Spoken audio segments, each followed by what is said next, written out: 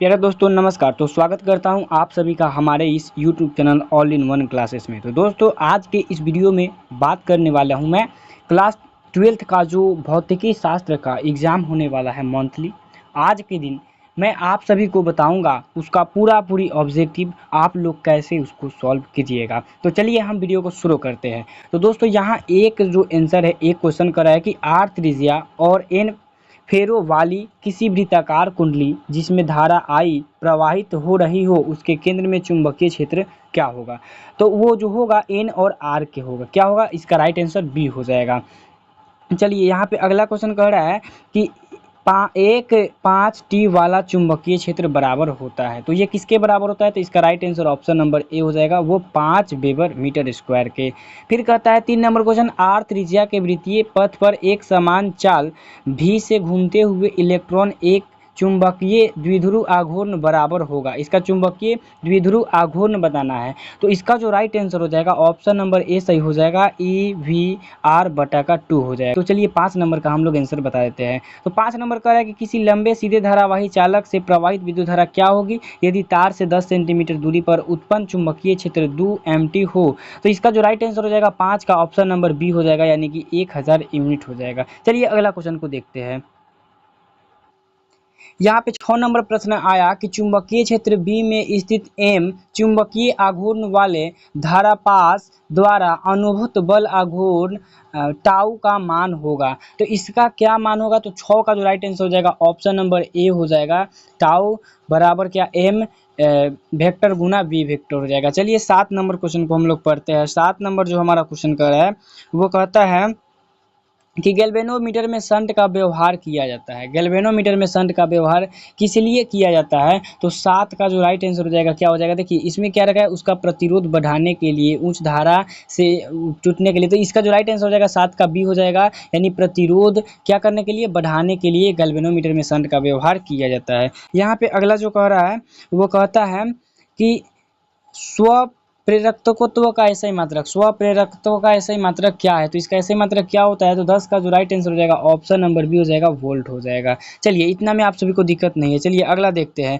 अगला जो कहता है वो कह रहा है 10 नंबर हमारा क्वेश्चन, 11 नंबर क्वेश्चन कर रहा है कि धातु के बने किसी गोलक को चुंबकीय क्षेत्र में दोलन पर उसकी दोलनी गति होगी। तो उसकी दोलनी गति क्या होगी, 11 का right answer option number B हो जाएगा। चलिए अगला नंबर हम क्वेश्चन को देखते हैं। 12 नंबर क्वेश्चन का डायनेमो के कार्य का सिद्धांत आधारित है। डायनेमो जो है वो किस कार्य के सिद्धांत पर आधारित है, तो 12 का राइट आंसर भी हो जाएगा ऑप्शन नंबर बी, विद्युत चुंबकीय प्रेरण पर।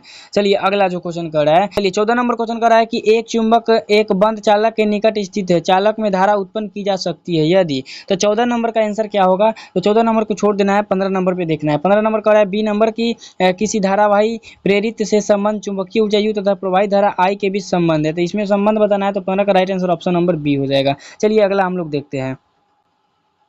चलिए यहाँ पे 16 नंबर क्वेश्चन आ गया। 16 नंबर क्वेश्चन कहता है प्रतिवर्ती धारा के मूल साध्य वर्ग मान और इसके शिखर का मान अनुपात क्या होता है।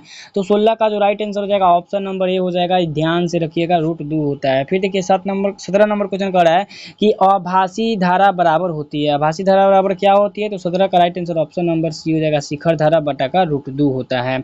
चलिए 19 नंबर क्वेश्चन अब लोग देखते हैं। 19 नंबर क्वेश्चन को छोड़ देते हैं, 20 नंबर को छोड़ देते हैं। चलिए डायरेक्ट आते हैं 23 नंबर क्वेश्चन की ओर। 23 नंबर क्वेश्चन कह रहा है कि किसी LCR परिपथ में ऊर्जा क्षय होता है, तो इसमें क्या होता है, तो 23 का ऑप्शन नंबर जो हो जाएगा राइट बी हो जाएगा, 23 का ऑप्शन नंबर बी हो जाएगा, प्रतिरोधक में। फिर कह रहा है कि प्रतिवर्ती धारा परिपथ में यदि धारा I विभवांतर V के बीच कलांतर फाई हो तो धारा का विस्टन घटकर होगा, हो जाएगा, इसको भी छोड़ देना है। चलिए 26 नंबर को देखते हैं। इसमें आपको बता दूंगा कि जो इंपॉर्टेंट है, जो आ रहा है ना उसको बता दे रहे हैं, और जो है क्वेश्चन नहीं आ रहा है उसको छोड़ देना है या फिर अपने से भर देना है। चलिए देख रहे हैं 26 नंबर हो गया।